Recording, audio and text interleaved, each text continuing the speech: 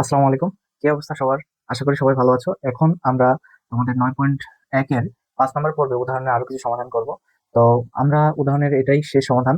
তো উদাহরণের যে সমাধানগুলো আমি করাচ্ছি, এই সমাধানগুলো যদি তোমরা প্রপারলি ভাবে করতে পারো, তাহলে তোমাদের অনুশীলনীর যে সমাধানগুলো আছে তার অ্যাবাউট 70% তোমাদের সমস্যার সমাধান হয়ে যাবে।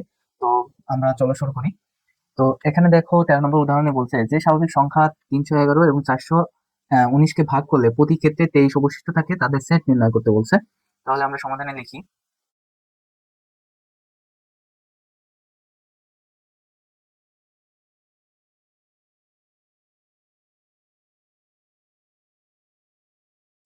দেখো, এখানে আমি যে লিখেছি যে স্বাভাবিক সংখ্যা দ্বারা 311 এবং 419 কে ভাগ করলে প্রতি ক্ষেত্রে 23 অবশিষ্ট থাকে, তা 23 অপেক্ষা বড়।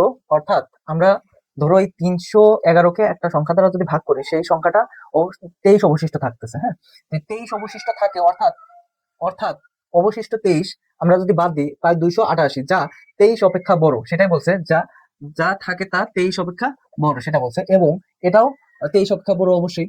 এবং এদের সাধারণ সাধারণ গুণনীয়ক বের করতে হবে।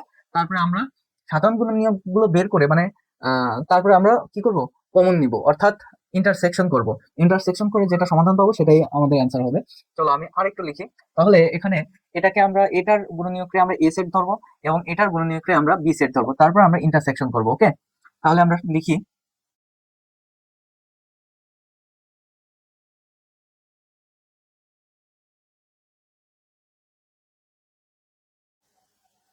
অতএব এ সেটটা দেখো, এই হচ্ছে আমাদের গুণনীয়ক। গুণনীয়ক হবে 1 2 3 4, তারপরে 6 8 12 16 18, তারপরে 24 32 36, মানে একবার ছোট থেকে বড় এভাবে গিয়ে আবার বড় থেকে আহ ইয়ে আসবে, বড় থেকে আসবে। হ্যাঁ, মানে বড় থেকে সিরিয়াল অনুযায়ী আসবে। আগে ছোট ধরো 1 2 3 4, তারপরে 6, তারপর 8, তারপরে 9, তারপর 12, তারপরে 16, তারপরে কি 18 24 32 36 48 72 96 144 288।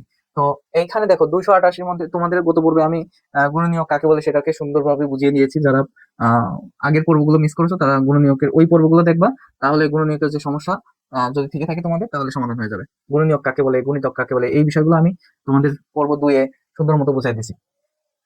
দেখো, এখানে তাহলে আমরা কি করতে পারি। তাহলে আমাদের এইটা এ সেটটা কি হবে, এ সেটটা দেখো আমাদের বলছে কি 23 অপেক্ষা বড়। আমরা এই 23 অপেক্ষা বড় যে সংখ্যাগুলো আছে এইটাই হবে এ সেটের সেট আর কি। হ্যাঁ, এ সেট, এ সেট হবে। অর্থাৎ 23 অপেক্ষা বড়। আমরা এখানে 18, তাহলে আমরা 24 থেকে নিব।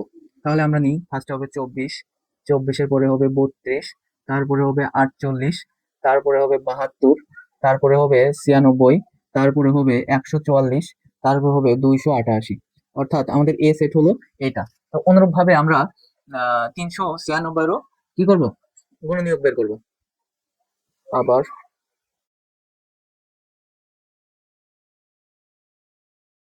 দেখো, তাহলে এখানে বি সেটটা কি হবে, বি সেটটাও হবে অনুরূপ ভাবে কি, এই যে 23 অপেক্ষা বড়।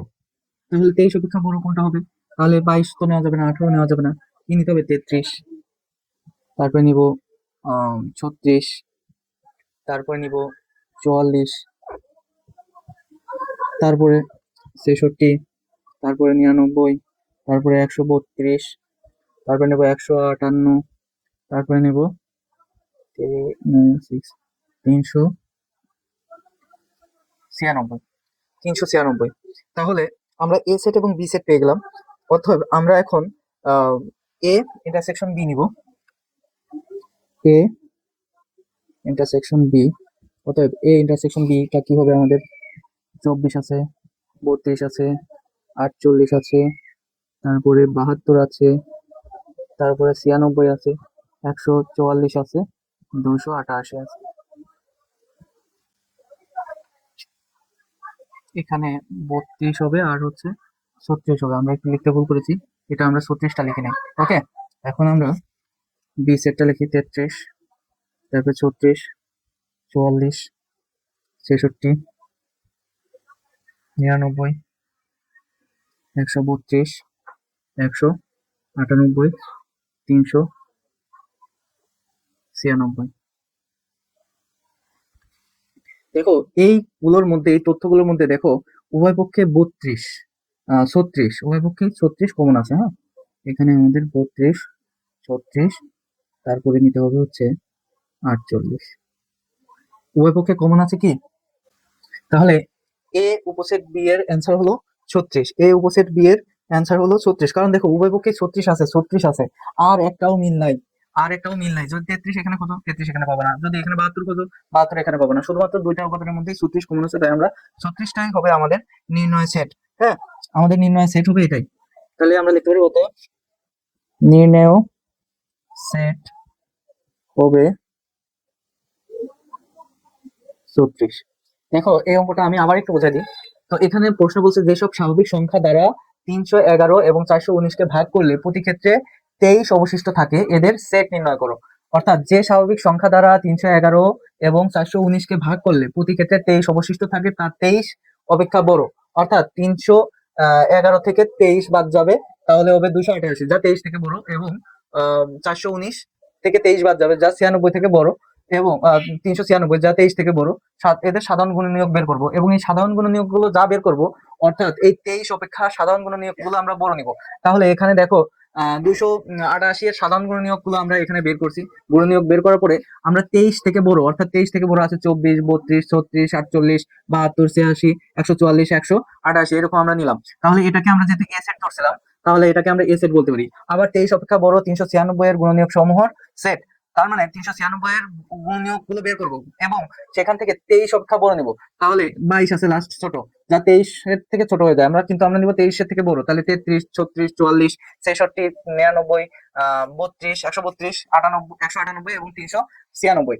তো এইরকম টাইপের যদি অঙ্ক বলে যে প্রতি ক্ষেত্রে দুইটা সংখ্যা বলবে এবং প্রতি ক্ষেত্রে অবশিষ্ট থাকে 23, এরকম যদি বলে, তোমরা সোজা চোখ বুঝে মনে করবা সেটা একটা ইন্টারসেকশন সেট। ঠিক আছে, ইন্টারসেকশন সেট, অর্থাৎ আমরা এখানে দুইটা সেটের কমন দেখবো। তেমন ঠিক তেমনি আমরা দুইটা সেটের মধ্যে কমন পেলাম 36 আর 36, এটাই আমাদের নির্ণয় সেট। আশা করি তোমরা এই সেটের এই অঙ্কটা খুব সহজে বুঝতে পেরেছো। এখন আমরা 14 নম্বরের উদাহরণ করব। দেখো এখন আমরা 14 নম্বরের সমাধান করব। অঙ্কটা হচ্ছে ভেনচিত্র যে অঙ্কটা আছে সেই অঙ্ক। তো এখানে বলছে 100 জন শিক্ষার্থীর মধ্যে কোনো পরীক্ষায় 88 জন বাংলায়, 80 জন গণিতে এবং 70 জন উভয় বিষয়ে পাশ করেছে। ভেনচিত্রের তথ্যগুলোর প্রকাশ করো এবং কতজন শিক্ষার্থী উভয় বিষয়ে ফেল করেছে তা নির্ণয় করো। অর্থাৎ এই ভেনচিত্র আমাদের, এই ভেনচিত্রটা দেওয়া আছে। হ্যাঁ, এই ভেনচিত্রটা দেওয়া আছে। তো আমরা এই ভেনচিত্রের মাধ্যমে এখন সমাধান করব। ভেনচিত্রের মাধ্যমে সমাধান করব। তো আমি একটু আগে লিখে রেখেছি যে ভেনচিত্র আয়তকের ক্ষেত্রে 100 জন শিক্ষার্থীর সেট ইউ দ্বারা প্রকাশ করা হচ্ছে। অর্থাৎ এই ঘরের মধ্যে ধরো এটা একটা ক্লাসরুম। ওকে, এই ক্লাসরুমের মধ্যে 100 জন শিক্ষার্থী আছে, যেখানে বাংলায় পাশ করেছে 88 জন, উভয় বিষয়ে পাশ করেছে 70 জন, এবং শুধুমাত্র গণিতে পাশ করেছে 80 জন। অর্থাৎ আহ তো এটাকে আমরা বি দ্বারা এবং এম দ্বারা নির্দেশ করছি, ফলে ভেনচিত্রটি 4টি ভাগে ভাগ হয়েছে। হ্যাঁ, ভেনচিত্রটি 4টি ভাগে ভাগ হয়েছে, সেটা হচ্ছে পি কিউ আর এফ। এখন ভেনচিত্রটি 4টি ভাগ কিভাবে ভাগ হয়েছে দেখো, আমি এটা আমাদের প্রশ্নে দেওয়া আছে, আমি আবার এই চিত্রটা একটু এঁকে বুঝাই।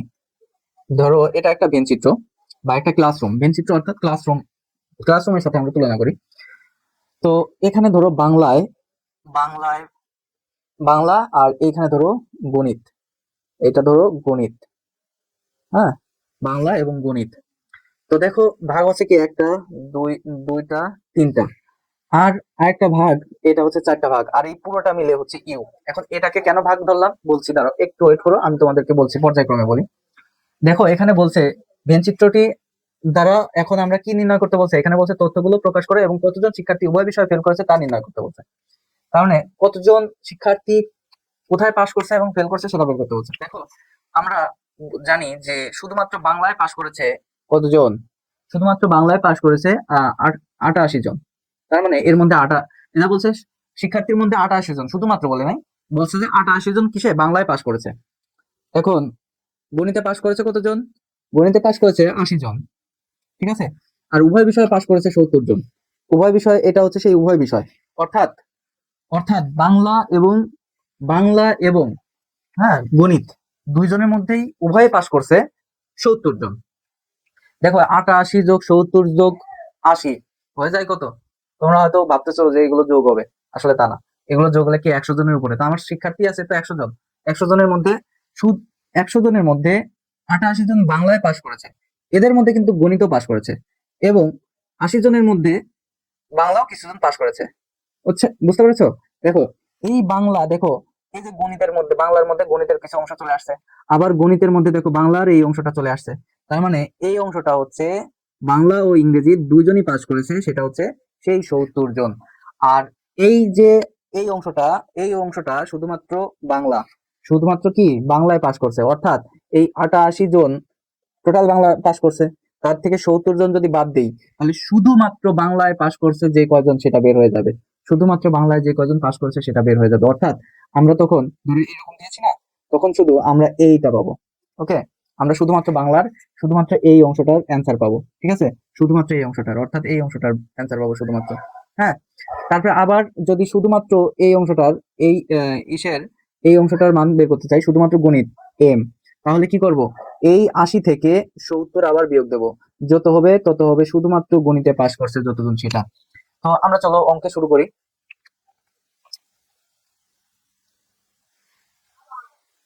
দেখো, এখানে বলছে উভয় বিষয়ে পাস করেছে, অর্থাৎ এখানে আমরা লিখতে পারি, এখানে উভয় বিষয়ে পাস করেছে, উভয় বিষয়ে পাস করেছে, অর্থাৎ উভয় বিষয়ে পাস করেছে, অর্থাৎ বি ইউনিয়ন এম বলতে পারি। হ্যাঁ, বি ইউনিয়ন এম সমান কত? 70 জন। ইউনিয়ন বলতেছি, সরি, বি ইন্টারসেকশন, এম। তাহলে 70 জন বাংলা এবং গণিতে উভয় পাস করেছে। তাহলে শুধুমাত্র বাংলায় পাস করেছে কতজন? তাহলে আমরা কি লিখতে পারি? শুধুমাত্র, অতএব শুধুমাত্র বাংলায় পাস করেছে, শুধুমাত্র বাংলায় পাস করেছে, তাহলে আমরা এটাকে কি বলতে পারি? যে আহ এটাকে বলতে পারি বি মাইনাস শুধুমাত্র। আচ্ছা, আমরা এটাকে একটু এভাবে লিখতে পারি, যেহেতু দেখো একটু আগে এই অংশটা দেখো, যেহেতু এটা সমান বি ইউনিয়ন কি, এটা কিউ ধরছে না, তাহলে এটাকে আমরা কিউ দেবো। হ্যাঁ, কিউ দেবো। আর দেখো শুধুমাত্র বাংলা, বাংলা মানে কি? শুধুমাত্র বাংলার অংশ, অর্থাৎ এই অংশ পি, পি অংশকে বাংলার অংশ বলা হয়েছে। হ্যাঁ? তাহলে শুধুমাত্র বাংলার অংশকে পি ধরলাম, পি ধরে আমরা কি করতে পারি? এটাকে আমরা লিখতে পারি যে, আচ্ছা দেখো, আমরা লিখলাম শুধুমাত্র বাংলায় পাস করেছে পি সমান, আমরা যেহেতু শুধুমাত্র বাংলার অংশটা এতটুকু, অর্থাৎ পি, পি সমান আমরা কি বলতে পারি? পি সমান আমরা বলতে পারি কিউ, আমরা বলতে পারি যে বি কমন বা ইন্টারসেকশন এম। আচ্ছা, এটা এভাবে না, আগে দিতে হবে আমাদের B minus B intersection M. Okay, তাহলে আমাদের বি আছে কতজন? বি তে আছে 88 জন, মানে বাংলায় পাশ করছে 88 জন, আর উভয় বিষয়ে পাশ করছে 70 জন। তাহলে এই 88 জন, এই বি এর থেকে এই উভয় অংশটা যদি বাদ দিয়ে দিই, তাহলে আমাদের থাকতেছে কি? শুধুমাত্র এই পি অংশ। অর্থাৎ দেখা গেছে এই যে দুইটা চিত্র, তাই না? এটা হচ্ছে আমাদের বি, শুধুমাত্র এটা হচ্ছে আমাদের বি, মানে পি, পি যা বাংলা। তার মানে আমাদের এই বাংলার থেকে এই 70, এই অংশ যদি মুছে দিই বা বাদ দিয়ে দিই, 70 উভয় অংশ পাশ করছে যেটা বাদ করে দিই, তাহলে শুধুমাত্র বাংলায় কতজন পাশ করছে সেটা বের হয়ে যাবে। তাহলে এটা হবে আমাদের, বাদ দিলে হবে 18। শুধুমাত্র বাংলায় পাস করেছে কতজন? 18 জন। আমরা এই যা দেখি, আমাদের জায়গা স্বল্পতার জন্য এই জায়গায় লিখে দিই 18 জন। আবার এবং শুধুমাত্র শুধুমাত্র গণিতে পাস করেছে। এখন গণিতকে কি বলছি আমরা? গণিতের অংশ কোনটা? এই যে আর, গণিতের অংশ কিভাবে আর? দেখা যাচ্ছে দুইটা চিত্র, তাই না? এটা পি কিউ, আর এটা হচ্ছে আর। হ্যাঁ, তো এই যে এটাকে গণিত, অর্থাৎ উভয় অংশ যদি বাদ দিয়ে দিই, উভয় অংশ বাদ দিয়ে দিই, তাহলে শুধু আর থাকতেছে। তাহলে আমরা এখানে লিখতে পারি গণিতের অংশ আর সমান, আমরা বলতে পারি যে M minus B intersection M. অর্থাৎ এখানে হবে আমাদের এম এর মান দেওয়া আছে, এম মানে গণিতে পাশ করছে 80 জন, আর উভয় অংশে পাশ করছে এতজন। তাহলে বাদ দিই, তাহলে হবে আমাদের, বাদ দিলে হবে 10 জন। অর্থাৎ শুধুমাত্র গণিতে পাশ করেছে 10 জন। ঠিক আছে? তাহলে আমরা বলতে পারি যে কারা, কতজন ছাত্রছাত্রী পাশ করেছে, কতজন শিক্ষার্থী পাশ করেছে, শুধু কতজন শিক্ষার্থী কি পাশ করেছে, মানে হয় বাংলায় পাশ করছে, নাই গণিতে পাশ করছে, নাই উভয় অংশে পাশ করছে, সেই শিক্ষার্থীর সংখ্যাটা কত? তাহলে আমরা বলতে পারি শুধুমাত্র শুধুমাত্র এক বা উভয় সাবজেক্টে পাশ করেছে শিক্ষার্থীর সংখ্যা, অতএব এক বা উভয় বিষয়ে পাশ করেছে, এক বা উভয় অংশে পাশ করেছে, তাহলে এটাকে আমরা কি বলতে পারি যে পি ইউনিয়ন কিউ ইউনিয়ন আর, পি ইউনিয়ন কিউ ইউনিয়ন আর। এটা কেন দিলাম দেখো, আমরা পি পি অর্থাৎ বাংলায়, শুধুমাত্র বাংলায় পাশ করেছে 18 জন, 10 জন পাশ করেছে শুধুমাত্র গণিতে, এবং উভয় অংশ পাশ করেছে 70 জন। তাহলে আমরা পি ইউনিয়ন আর কিউ এর মান জানি যে 70, তাহলে পি এর মান জানি আমরা। আর এটা হচ্ছে ইউনিয়ন, ইউনিয়ন বলতে আমরা ইউনিয়নের ক্ষেত্রে কি বলতে পারি, যোগ বলতে পারি। ওকে, যোগ বলতে পারি। অর্থাৎ দেখো, এটাকে আমরা এভাবে লিখতে পারি, যেহেতু দুইটা চিত্র বি এবং এম, বি এবং এম দুইটা এইটুকুর মধ্যে আমাদের পাশের সংখ্যা, ধরো 100 জন শিক্ষার্থীর মধ্যে এগুলো পাস করছে, হয় উভয় সাবজেক্টে পাস করছে, নাই শুধুমাত্র বাংলায় পাস করছে, নাই শুধুমাত্র গণিতে পাস করছে। তাহলে এটাকে আমরা এভাবেও লিখতে পারি, বি ইউনিয়ন এম। ঠিক আছে, তাহলে এটাকে আমরা শুধুমাত্র বাংলায় পাস করেছে আমরা জানি 18 জন, তারপরে কিউ হচ্ছে উভয় অংশ পাস করেছে 70 জন, আর শুধুমাত্র বাংলা গণিতে পাস করছে 10 জন। তাহলে 80, 80 আর 18 হবে 98 জন। তাহলে কি বলছে, এক বা উভয় বিষয়ে পাস করেছে কি 98 জন, আর আমাদের বের করতে বলছে উভয় উভয় বিষয়ে ফেল করেছে এমন শিক্ষার্থীর সংখ্যা বের করো। তাহলে আমাদের জানি যে মোট শিক্ষার্থীর সংখ্যা কতজন, 100 জন। 100 জনের থেকে যদি এই সংখ্যাটা বাদ দিই, তাহলে আমরা উভয় বিষয়ে ফেলের সংখ্যাটা বের হয়ে যাবে। তাহলে আমরা লিখবো অতএব উভয় বিষয়ে ফেল, উভয় বিষয়ে ফেল করেছে। তো এটাকে কি লিখতে পারি, উভয় বিষয়ে মোট শিক্ষার্থীর থেকে আমরা বাদ দিব কি, আমরা বাদ দিব বি ইউনিয়ন এম, কারণ বি ইউনিয়ন এম সমান 98 জন। তাহলে 100 থেকে আমরা 98 বাদ দিলে আমাদের থাকতেছে 2 জন শিক্ষার্থী, অর্থাৎ 2 জন শিক্ষার্থী আমাদের উভয় বিষয়ে ফেল করেছে, এটাই আমাদের অ্যান্সার। তাহলে আমরা এখানে অ্যান্সার লিখতে পারি যে উভয় বিষয়ে ফেল, আমরা পরের লাইনে এভাবে লিখতে পারি, অতএব উভয় বিষয়ে ফেল, অতএব উভয় বিষয়ে ফেল করেছে 2 জন। ঠিক আছে, এটাই আমাদের অ্যান্সার। দেখলে আমরা এভাবে অঙ্ক করলে খুব সহজেই অঙ্কগুলো বুঝতে পারবো এবং করতে পারবো। আশা করি এই অঙ্কটা তোমরা বুঝতে পেরেছো। তারপর আমি আবার একটু রিভাইজ দিয়ে দিই। দেখো, এখানে বলছে আমরা একটা ক্লাসরুম ধরছি, এবং ক্লাসরুমের মধ্যে এটা ধরছি আমরা একটা ক্লাসরুম, এইটা আমরা একটা ক্লাসরুম ধরছি, যার মধ্যে 100 জন ছাত্রছাত্রী ক্লাস করে। তো এদের মধ্যে বাংলায় এবং গণিত সাবজেক্টে ধরো, বাংলায় বলছে 88 জন পাস করছে, এটাকে বাংলা ধরি, এটাকে গণিত ধরি, এটাকে পি কিউ আর ধরছি আমরা। হ্যাঁ, আর উভয় অংশ কি ফেল করছে, অর্থাৎ এই অংশটা হচ্ছে পাশের অংশ, আর বাদ বাকি যে অংশটা থাকছে এটা হলো ফেলের অংশ। অর্থাৎ এখানে বাংলায় পাস করছে 88 জন বলছে, যদি অঙ্কে বলতো শুধুমাত্র বাংলা, তাহলে আমরা বলতাম যে শুধুমাত্র বাংলা মানে এইটুকের মধ্যে, শুধুমাত্র এইটুকের মধ্যে আমাদের কি পাস করছে 88 জন। বাট বলছে বাংলায় পাস করছে 88 জন, তার মানে এর মধ্যে অঙ্ক আছে, অঙ্কও পাস করছে। হ্যাঁ, আর বলছে শুধুমাত্র গণিতে পাস করবে এই অংশ, শুধুমাত্র গণিতে পাস করবে এই অংশ, আর গণিত এবং বাংলা উভয় অংশকে পাস করবে সেটা হচ্ছে এই অংশ, সেটা হচ্ছে এই অংশ। ওকে, সেটা হচ্ছে এই কিউ অংশ। তাহলে আমরা উভয় অংশতে পাস করছে, এখানে লিখছি যে উভয় বিষয়ে পাস করেছে, আমাদের বলেই দেওয়া আছে 70 জন। এখানে কিউ সমান আমরা বলতে পারি কি, যে বি কমন বা বি ইন্টারসেকশন এম। হ্যাঁ, তাহলে এটা আমরা 70 জন লিখলাম, কিউ সমান 70 জন। এবং শুধুমাত্র বাংলায় পাস করেছে পি সমান, আমরা পি শুধুমাত্র বাংলা, এই যে শুধুমাত্র বাংলা হচ্ছে এই অংশ, এই অংশটা হচ্ছে শুধুমাত্র বাংলা। ওকে, এই অংশটা টোটালি বাদ। হ্যাঁ, এই অংশটা বাদ, শুধুমাত্র বাংলায় পাস করেছে এই পি অংশ, পি অংশ শুধুমাত্র বাংলায় পাস করেছে। তার মানে আমাদের এই পি বাংলার এই অংশের মধ্যে কি কিউ আছে না, কিউ আছে না, কিউ আছে, কিন্তু কিউ আছে কত, 70। তার মানে 70 অংশটা আমরা বাদ দেবো, 88 থেকে 70 বাদ দিলে হয় 18 জন।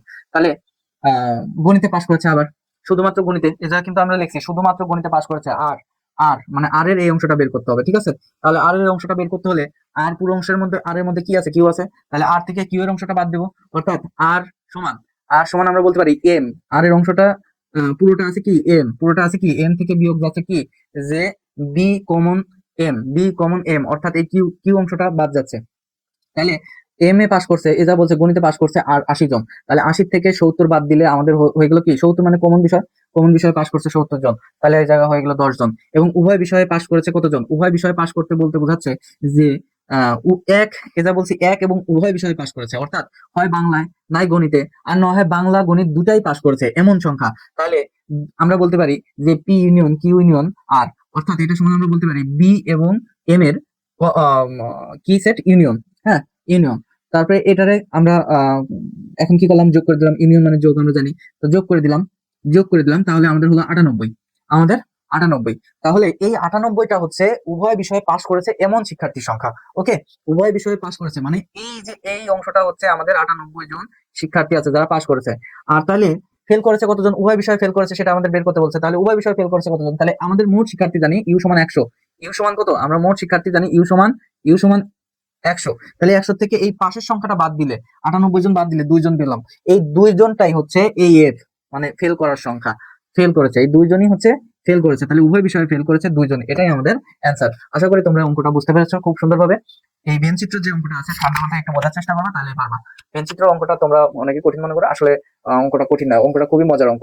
তোমরা আরো কিছু অঙ্ক তোমাদের ভেনচিত্রের অঙ্ক করবো, তাহলে তোমাদের আরো আমি মনে করি যে সুন্দরভাবে তোমরা সমাধানে শেষ করতে পারবে। এবং এই অধ্যায়ে যে প্রশ্নগুলো আছে ম্যাক্সিমাম নিয়মে আমাদের আমাদের দেখানো শেষ। এখন হয়তো কিছু কিছু একটু ব্যতিক্রম নিয়ম আছে, সেগুলো আমরা দেখাবো। তো তোমরা অবশ্যই এই উদাহরণে যেগুলো করেছি এগুলো অবশ্যই দেখবা বাসায়, এবং বাসায় প্র্যাকটিস করবা। আমি পরবর্তীতে তোমাদের আরো কিছু সমাধান নিয়ে আসবো, অনুশীলনীর যে সমাধানগুলো আছে সেগুলো। তো আজকের মতো এখানেই শেষ। আল্লাহ হাফেজ।